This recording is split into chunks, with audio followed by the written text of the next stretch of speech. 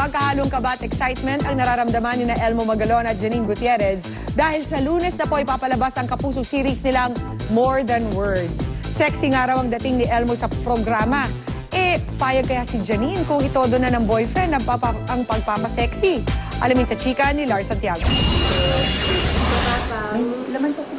Hindi maiwasan ni na Elmo Magalona at Janine Gutierrez na kabahan dahil sa Lunes na magsisimula ang bago nilang primetime soap na More Than Words. Pero mas nakakahigit daw ang kanilang excitement, lalo pat maraming pumupuri sa mga eksena nilang ipinapakita ngayon sa TV. Excitement kasi yung lahat ng hard work namin talaga mapapakita na on Monday. So yun, super happy, super proud, super excited. Excited lang ako at naghahanap na kami ng paraan kung paano namin mapapanood yung pilot sa set. Unang beses na deglamorized si Janine. Si Elmo naman sa unang pagkakataon ay medyo sexy ang dating. Handa ba si Elmo na tuluyang magpa-sexy? Papayag ba naman si Janine?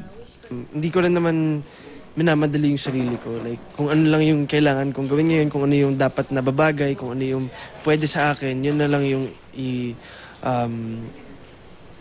i-ingest ko sa akin. Siyempre, supporta naman ako sa lahat ng ginagawa niya. Lars Santiago, updated sa Showbiz Happening.